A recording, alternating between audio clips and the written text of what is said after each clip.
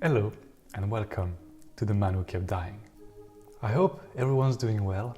If you are in Europe, like I am, please tell me if you are having proper summer weather. Because this year I am looking for something called sunshine, warm temperatures, and a bit of a sunnier feel in the air. Apparently I'm not the only one, wherever we are based. It seems that we have 3 days of sunshine and then rain comes back again for 4-5 days. And today is such day, alternating constantly between rain and sun. So it's been a bit long in the tooth, this really topsy-turvy weather this year. Anyway, hopefully, because I'm a glass half full person, I'm still hoping every day when I wake up and I check the weather forecast that it's going to be positive, or if it's forecasting rain, that is going to change during the day. So if you've got sunny skies above your head, bless you. In today's video I would like to cover chapter 10 of the novel The Man Who Kept Dying. And before I do so, just a very quick comment in passing. It's a comment I've had on one of my recent videos of someone who's read the novel and who commented quite highly. I can read that, sharply written and thought-provoking, yet light-hearted and funny. Thank you for the comment. Absolutely loving that. Glad you liked or you enjoyed the story. And that person is also saying that, asking if I will consider returning to doing videos on the theme of metaphysics. And perhaps I will from time to time. But there's a reason also why lately I have not done so, and it simply is because a lot has been happening in my personal life, both on professional level, but also on a personal level. So my recent experiences would be more around the discovery of emotions and really going into taking a deep dive into your belief systems and understanding what patterns you have in your life, what they mean to you, and why for close to 4 decades or 40 years almost I've had some reactions to some events and I was reacting a certain way. So it's been like a very sort of like introspective journey. So that's why I've explored a bit less of the metaphysics in recent months. The only thing I could share with you is I've come to 2 realizations. The first one is that life is pointless, I could put it that way, until you assign a meaning to it.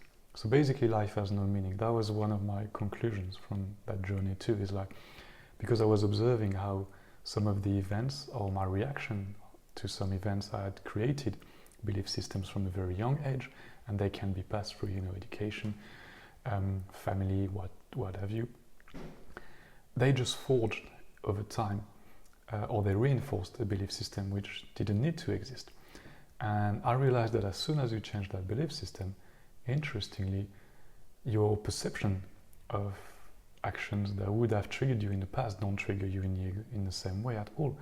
So I reached the conclusion that actually life doesn't really have a true meaning aside from the meaning you assign to it. And to every situation, actually, you can choose to react positively or negatively to a situation.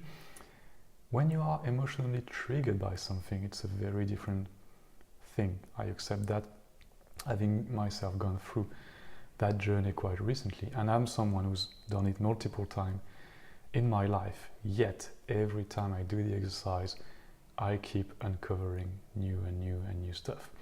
Hopefully this time I've gone back sufficiently far back in time to hopefully get closure about everything.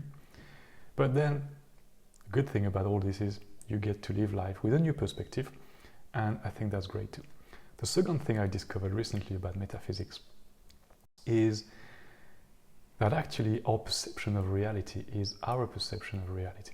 What I mean by that is, I had heard a long time ago someone saying, hey, you might see the color blue a certain way, but if you could see through the eyes of somebody else the same color, or say an object is blue, you would realize that their definition of blue is not the same as yours, and their blue will actually be a very different hue to the one you're seeing yourself. And then I got that understanding that basically everything that I see through my own eyes is my own perception, so my own perspective. But through the eyes of somebody else I'm interacting with, they could actually have a different perspective. That I accepted. But what I got to see in dream state was really interesting. I got to see, from the perspective of someone who was very dear to me, what I look like in the eyes of that person. And I looked nothing like the reflection I see in the mirror or right now as I'm recording this video. So that was really interesting because yes, I was still tall, I was still having sort of my emotions, but physically I looked quite different, and I found it quite interesting and actually quite funny to have that perception. Now it's a dream, it's an understanding, it's just my perspective on it, I'm playing with it. In a way, I'm tempted to say experiment with it. You don't have to take my word for it, of course. But I found it quite interesting, so I'm sharing those 2 points before we start the video. Going back to the novel, chapter 10 is titled, where am I? Yeah. Chapter 10, the doppelganger effect. Chapter 10 happens shortly after Mika, the main character of the novel, met with his guardian angel, whose name is Askaya. Askaya asks Mika a simple question and says, and asks more specifically, do you remember any instance in which you felt my invisible support or guidance? And Mika pauses for a second and an example comes to mind very quickly. And he says, I've never understood what was happening to me at this time in life. Can you please shed some light on that specific event or series of events that he had labeled the doppelganger effect? So without further ado, let's dive deep into that chapter. At the beginning of this chapter, you find Mika at the end of a self-defense class, and he is with one of his colleagues. And they have a bit of a chit-chat. What happens next in the chapter is that Mika ends up being chased by a mysterious car and tries to escape that car very late in the night in the middle of a city. I'll let you read the chapter for the full details, but I'm going to share the story that really truly happened on that day. And it matches 99% of what is in the novel. I, of course, have to give you a bit of context. I was very young and I was with my wife-to-be at the time, and we had moved to a city in south of France, and I will not name the city for privacy reasons. But I've never really gelled with the idea of living in south of France. But anyway, we found professional opportunities over there, so we moved there. We were quite young, and you grab what you have as an opportunity, and I was like, okay, we'll see. Anyway, it was an internship that turned into a job, and we were living there for quite a few years. I don't remember exactly what happened, but I have no memory of that specific event I'm about to mention. But apparently on the first night we were there, because we were staying at colleagues of mine, which I was just getting to know. We went out for a drink in a city center, and my wife mentioned to me that she didn't say it at the time, but she said somebody literally stopped and looked at me as he was walking past me in the street. And I had not noticed because I was having a drink, talking to someone else. But she said that person looked at you with such an element of surprise on their face. And it looked like they had seen a ghost, like they just could not believe they were seeing you there. And also there was a bit of anger or uncertainty about how to respond to that, to your presence. But because you had not noticed, and that was the only person who ever did that, I had never mentioned it to you. The reason why she mentioned it to me is because after a few weeks in that city, I decided to find a swimming pool to go swimming in the evening after work, And I found one that is close by the city center, and on my way back home from the office. And the first day I go there, literally, you know, I buy my ticket. I'm just going to give it a go, see if I like it or not. Go to the changing rooms, get dressed, you know, put my swimming trunks and so on. And then there is sort of a communal shower before you get into the swimming pool. And as I'm just like letting the water, you know, run on my body just to cool me down before I get into the swimming pool, standing next to me is that guy who basically crosses his arms behind his back and gives me a really, really, really stern look. And I remember just looking at him, and I'm not a person who tends to have like strong eye contact because I know that it can be perceived as aggressive with people. So I would sort of look more glance at that person. And he really locks eyes with me, and he never stops looking at me. The perception I have right away is like an energy that comes or that goes right at me is, geez, it feels like I've killed one of his relatives. There was so much anger and there was so much desire to assault me. I could feel like the restraint he was having to put on himself to not jump at my throat. I felt very, very uncomfortable. But I sort of brushed it away. I was like, whatever is happening, you know, I'm not too sure, but I'll go swim. So I go swimming, and again, I don't even think about mentioning that to my partner because the fact is, it can happen, you know, someone, you know, you're being mistaken for someone else or misplaced for somebody else, that's fine. I didn't think twice about it, but every time I was going back to the swimming pool and this specific person was there, he kept looking at me with a very, very strong stance, and still that same energy of, if I could kill you, I would, because you're such a bad person. Like, how are you even daring to be there?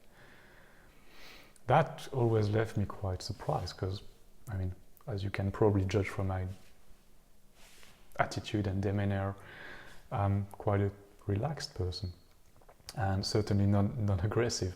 So that surprised me. But the day something really shifted in my mind about that, because I was just one person, maybe that person has got something about me, doesn't like the fact that I'm tall or whatever. I'm reminding him of, it could be anything, you know. Could be looking like the guy who stole his girlfriend, but that's not me, whatever. I'm just making that up, you know, something where he would have reasons to be angry at me, but just because I resemble somebody else. But one day, with my wife, to be a fiancé at the time, we're on the outskirts of the city, and we go to some sort of like commercial mall, and we're coming back from there, and we're waiting for the tramway or the public transport to take us back. And I'm standing, waiting for the tramway to arrive, and I see a group of young lads coming. And at the time, you know, I was, 23, 24 years old. And I see, like right away, I notice, because I'm quite tall, so you would notice me in a crowd. They see me and they stop in their tracks. All of them. One of them sort of like, doesn't point at me, but starts like almost shouting and telling the other guys, look, like, look who's there. And I feel the tension, and again, I'm like, is that directed at me or is it not? I look around. Literally, there aren't that many people. I'm thinking, what is happening? So that group of, there may have been 3 to 4 guys, they just like keep their distance with me. And they stay like a few meters away from me. One of the guys detaches himself from the group, sits like a couple of meters away from me. And I can see he's really looking at me, detailing me. And it takes like a good couple of minutes. I'm not saying anything to my partner. I'm staying very calm. I'm observing him because I want to make sure there's no danger, but I'm staying very calm in that situation, just observing. Don't panic, stay cool. Then he walks by to his group, and they start having like quite an animated chit-chat. And I know they're talking about me. It's obvious. The tramway arrives, we sit in the tramway. They make sure to sit in a way that they could see me face to face. And the whole journey, they would keep looking at me non-stop, whilst having a chat between the four of them. That left me that made me feel very uncomfortable, because at that moment I realized that, hang on a second, this is the second time this is happening, this time with a different group of people.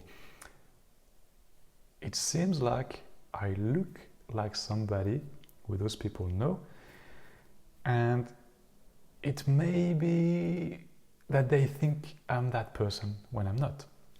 But the way they act could be quite dangerous to me, because I can clearly see they get quite agitated.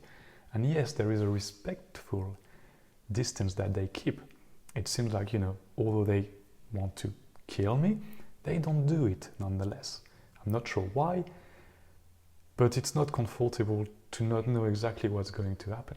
And being younger, I would be a bit fearful too about, oh no, if something like that's going to happen.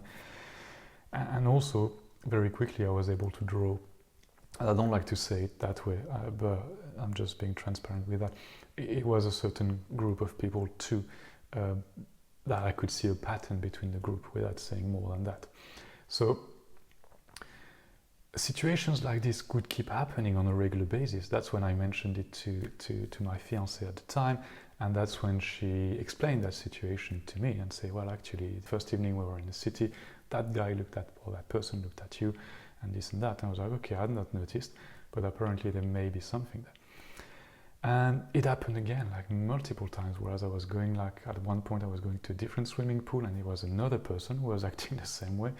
And I had people like walking towards me, like in the street, and literally stopping in front of me. And they would not say a thing. And my reaction has always been the exact same one. The less you say, the safer it is. So I would just look at them, and I would not say a thing. I would have a very neutral expression, and I would just lock eye with them temporarily, with a bit of a surprised element, but I would stay quiet, and then I would look away and I would move on. That's what I did all the time. I even had a situation once where I walked into a tramway, the doors do close, and someone sees me and literally just runs at the tramway and bangs on the door and looks at me with complete anger. And again, I was just looking at them, projecting that I don't know you, I don't know who you are, kind of energy. Another example was when I actually came back from the office after a day at work, and I just walked into the tramway, and I see those three guys, and they're quite like large dudes, like they're really quite well built, like quite strong. And they were sitting, and they see me right away, they all stop talking, and they all look at me, walk past them. And of course, when that happens to you, you do feel the energy, you do feel people are looking at you, you do feel the intensity of their stance on you. That happens. So I walk further along the tramway, because I don't want to be close to them. They all stand up and they all follow me.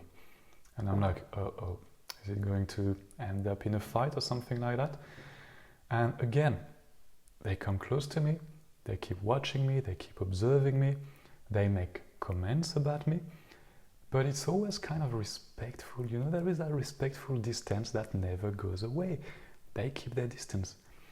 I get out of the tramway and I'm like, they're going to follow me. They're going to follow me as I walk back home, and they're going to figure out where I live. I don't remember exactly if they did follow me or not on that specific occasion. If I don't remember, it's probably because they did not. But it's just to say there were many, many, many events like that all the time. And the culminating point of all those events was the chapter I've written and included in the novel. Because when all those things happen, you have to think like, okay, what is really happening? I was toying with the idea at one point of saying, maybe, I'm someone who's dead, or someone who's left the city, and I've just come back, or people think I'm that person who's come back, and how dare you come back? But in any case, the only thing I was certain of is that person, I don't think was a good person. And I don't know exactly what that person did, but I was really, really tempted at one point to just show up to the police station and say, well, this is the issues I'm sort of having, and can you let me know if I would have a lookalike or some, at least I know where I stand.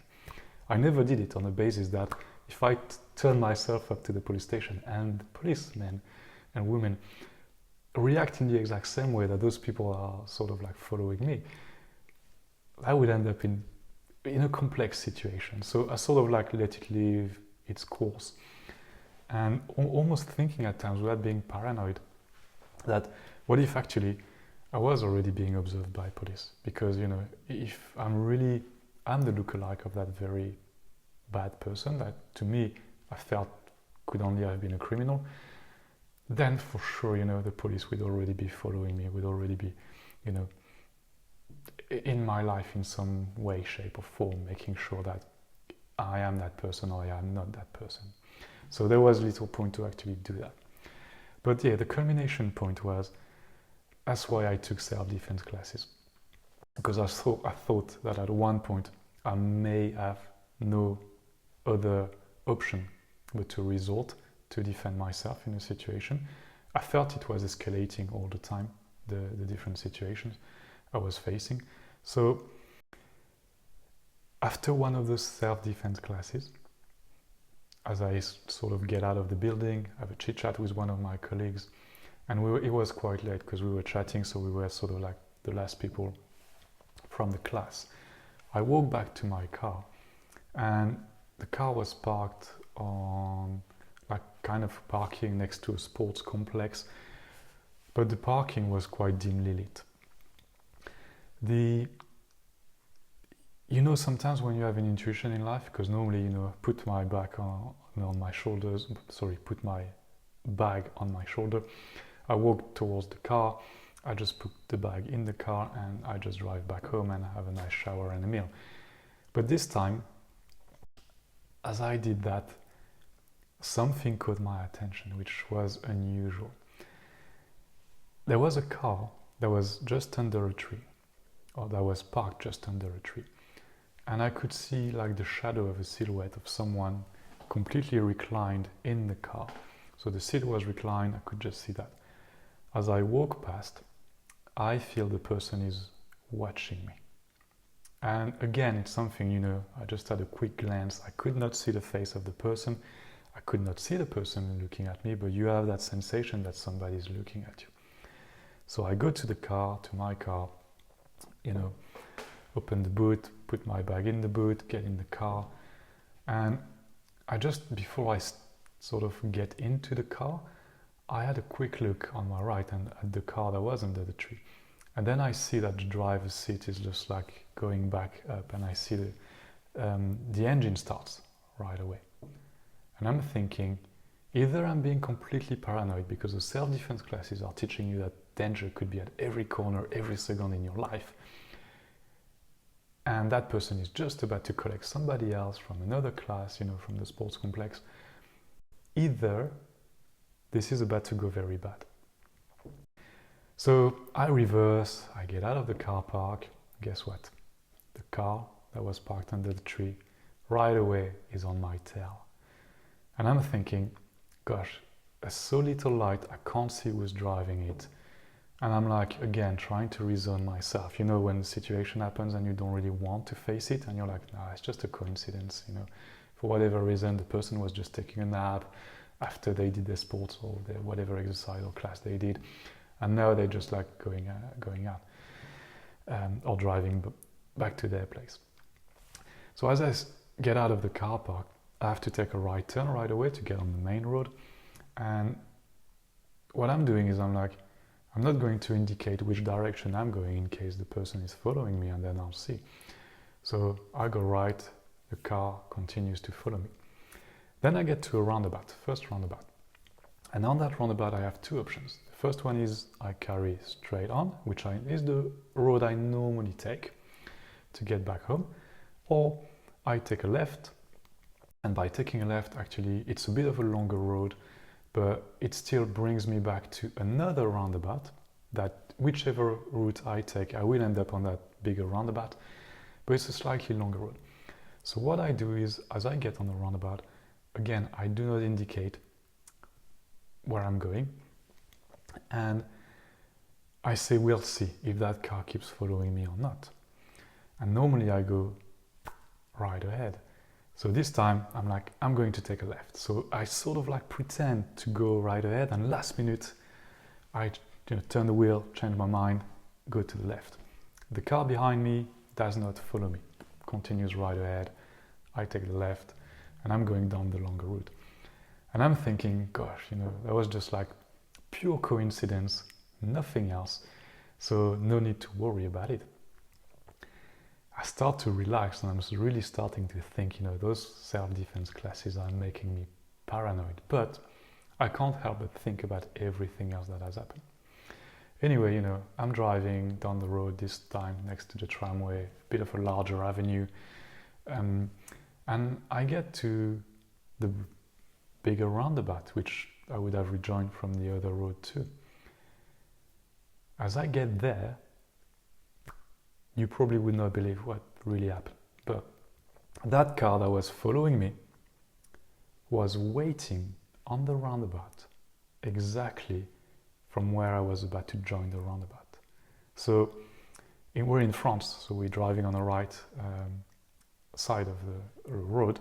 So basically I have to take the roundabout anti-clockwise. So as I arrive, to my left is the car that was following me like minutes before, and that I had thought was actually just a coincidence.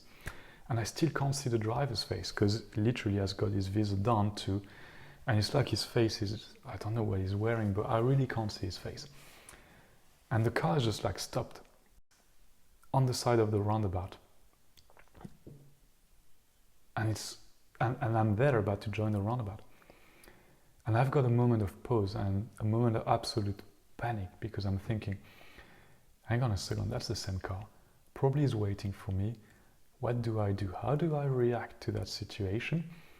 Because it's not like I'm out in the street. We're driving, we're on the road. Okay, it's night time, it's quite late in the evening, there's less traffic, very sparse traffic. Nonetheless, I don't want to take any risk driving, because that could end up in an accident, that could injure other people, whatever. So I have to make sort of like a very snap decision. And what I decide to do at that point is, it doesn't matter. I have to join the roundabout. We'll see if the car keeps following me or not. Of course, as soon as I join the roundabout, it does. And the thought crosses my mind at that moment, because I'm thinking, well, maybe all I have to do is simply to go around the roundabout and see if the car keeps following me. And I'm thinking that's absolutely pointless at that stage. If the car was here, waiting for you, it knew exactly which route you were going to take to go back home. And I'm thinking, so I'm not going to do like a full circle on the roundabout. I'm going to carry as if I was driving back home, see for how long that car follows me. And I have to devise a plan about how to lose that car. Thinking full well that it is very possible the person driving knows where I live. So am I doing all this for nothing? Anyway, I carry on driving and I get to a red traffic light, and the car stops behind me. And again, I'm really trying to get eye contact with the driver, but I cannot. Like, it's really, really dark, really obscured. Another car comes to my right and sort of blocks the right. I'm looking at it thinking, gosh, now we have other cars coming, like how badly is it going to be? You don't want it to end up like in a movie. Like, it's France, it's very unlikely that you end up in a shooting, for example, but you never know, it could still be the case, even back in the days. So I look at the car who's driving, on my right, and I see like it's a convertible car driven by a blonde lady in her 50s. So I'm thinking, it's very unlikely she's part of all that. So at that moment too, I'm thinking I need to lose the car behind me, some way, somehow. The traffic light is still red, and there are cars coming in different directions.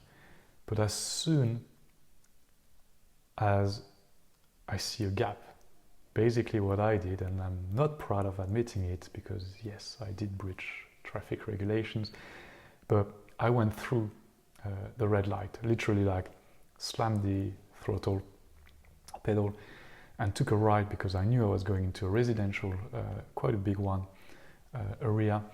And I started driving like, not like crazy, but at quite a speed to try to lose the car behind me. The car behind me did not follow me, or maybe not immediately. I think the maneuver was a bit of a surprise one. He did not expect that. So I was driving and trying to lose him, and I even thought at one point I might just like stop the car, turn off all the lights and wait until I see that other car sort of chasing me perhaps, or trying to find where I had disappeared. But again, I'm thinking maybe all this is absolutely pointless. So I drive, once I go through that residential estate, I rejoin another road, which I know then can lead back to where I was living with my fiancée. And as I approach the residence, because it was a flat in a residence, I was really on my guard. And I was like, my heart was beating so fast. My pulse, like, my hands were wet. I was sweaty. I was just thinking like, this is just crazy. Like, it feels like being in a movie, to be honest, when that happens. And I'm thinking, it's impossible I don't see someone waiting for me. But as I got there was nobody. And the street was super quiet. And I'm thinking, well, of course, I had to take a detour to get back home, whereas they have gone like straight down the road. And what they're going to do perhaps is simply they arrived way before I did. They have already turned off the lights in their car or of their car, and I'm not going to be able to find that black car. So like, again, might as well get back home and see what happens. At that stage, I'm like, I don't really know what else to do. Worst case scenario, yes, I could go to the police station, but I go back to square one. Is it a wise thing to do or not? I'm not sure. Anyway, I open the gate to the residence, I park. I really take a couple of minutes to assess my surroundings, if I notice anything different and so on, because before you get to the residence, the underground level was, or the ground level, sorry, not even underground, ground level was where you would park your car. Perfect place, lots of pillars, lots of cars, perfect place to hide for somebody. So I get out of the car and very quickly I grab my bag. One thing I had forgotten to mention is, of course, I had left my mobile phone in my bag that was in the boot of the car. So I could not even call anyone without stopping. So anyway, I grabbed the bag quickly because you've got the keys to the flat and I've got my mobile phone. I lock the car and I start really walking, like expecting at any moment someone jumping out from behind a pillar, someone like running after me, someone yelling, whatever. And it's dead quiet. I don't get it. I get to the main door and there's a code, so I just punch the code very quickly. The door clicks open, I close it. And those were flats where basically you had those sort of open terraces open to the elements, and then you had like a sort of a hallway, let's put it that way. One side you can see like there's no wall, basically it's like a balcony, and you've got the other side, you've got the doors for every flat. And I'm living on the first floor, so I still have to go through the stairs. So I open the door to go through the stairs, and again I'm expecting someone to be there, but there's nobody. I get to the first floor and I open the door again expecting someone to just like jump on me. Nobody. I'm like really starting to think like there's something really strange. Either they don't know where I live, either they know so well where I live that they're already some way, somehow inside my flat. And I didn't like the thought of that for a second because I know that my fiancée was there. So I'm like, at that point, there's not really much you can do, so just carry on, get back home. So I have a quick look. There was a little window that would like give view on the kitchen, and I see like all the lights are off. So I get inside the flat, and I'm like, I hear the very normal sound of my wife to be taking a shower. So for me, I'm like, I'm reassured. I lock the door, and I just like quickly lay on the sofa, and I'm thinking, this is absolutely crazy, this story. What has been happening? Have I dreamt all this? Have I been completely paranoid about this? So I mentioned it to some of my friends, and of course my wife-to-be. And they were all in agreement, like, Vincent, stop it. You were chased. And the situation is getting quite dangerous for you, because it seems like now it's escalating to the point where people know your schedule, people know your planning, they know what time you go to those classes. Potentially we don't really know if they know where you live or not. So one thing I did at the time, which I had observed was creating less issues for me, was to shave my head. So I might find a picture where I've got like a short hair and include it to the video. But I found like I had less issues when I was having really short hair for whatever reason. So that was the first thing I did. But I also realized that I wanted to move out of that city anyway, because I didn't gel with it so much.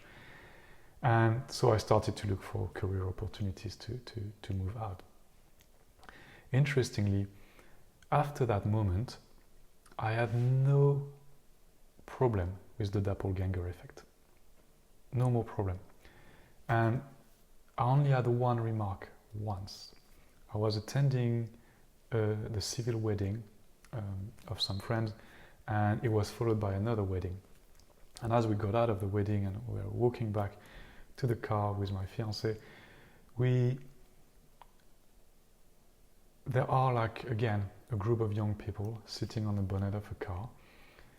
And as I walk past, they all look at me. And I feel that the situation is about to happen again. But this time, I feel less aggressivity from them. But one of them says, one of the strangest things I've ever heard in my life. He says, quite loudly to make sure that I could hear it, "Oh, a living dead." Or in French, "Tiens, un revenant." And then that was the confirmation for me that basically I really had a lookalike, and that lookalike had probably disappeared for whatever reason and had come back. The word living dead to me could have also implied that that person, for whatever reason, was not meant to be alive. And because I was there looking exactly like him, despite having some, in my opinion, physical features that are quite unique to me, you perhaps have to get quite close to see them. But anyway, perhaps for all those people, it was quite a question mark as a, hang on a second, did that person fake his death? And actually he was never dead. So now he's coming back, but he seems to act very different, pretending he doesn't know us. So I've always had the feeling that if people were getting close enough to me, they were realizing we were not the same person. However, the idea really remained that it could become problematic over time. That's the full story about the doppelganger, what happened in my real life. I've been hesitating really to share it because it's quite personal, and there are some elements of it which, I appreciate. I'm revealing some things that you shouldn't do.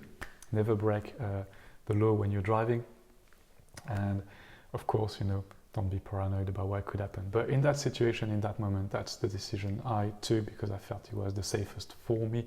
God knows what would have happened if I had not taken that decision. Maybe nothing, maybe something. But I took that decision and went down that specific road. The interesting thing about it and the way I framed it in the novel is because when I was younger, because of course Mika is asking Askaya, why did that happen? And when I was younger, when I was a teenager, I used to entertain one really strange idea, which was that I used to believe that somewhere on this planet, somebody was looking exactly like you do. Because, if you observe in life, there are people who have similar physical traits, the nose shape, the mouth shape, the teeth alignment, and so on. And you can see similarities between people. Yes, they're not the same exactly, but it's like, oh yeah, I recognize the similarity between this person and that person. Anyway, I was really entertaining the idea that somewhere on the planet, somebody was looking exactly like you, but literally like a lookalike, bar perhaps a couple of details, but to make them unique from you, but almost like a twin or a doppelganger. And basically that person would be the exact opposite of who you are. So without pretension, if I was saying, okay, I was the good one, that person would be the bad one. And basically the idea was that if you were to meet that person, you one of the two could not survive the encounter, because basically there can only remain one. So that's what I used as a prop in the book to bring that chapter and to actually use it as an explanation when Askaya, who's Mika's guardian angel, really goes and explains to Mika, well, that's the reason why all this happened to you. And it's not really that you were facing death this time, but you were facing the notion of you sort of create your reality through your belief system. You used to believe about something, well, guess what? You made it become a reality. Yes, you never crossed paths with that person, but the alignment was strong enough for it to almost happen, and for you to realize that be careful, be vigilant, be watchful of any belief system you have, because they can have an impact in your reality. So that's it for the story. I appreciate it's a very, very long video. I hope you enjoyed it nonetheless, and that it continues to give you a bit more insights about some of those episodes or elements that have taken place in my life. Thank you for watching, and until next time, of course, you know the drill. Be conscious, my friends.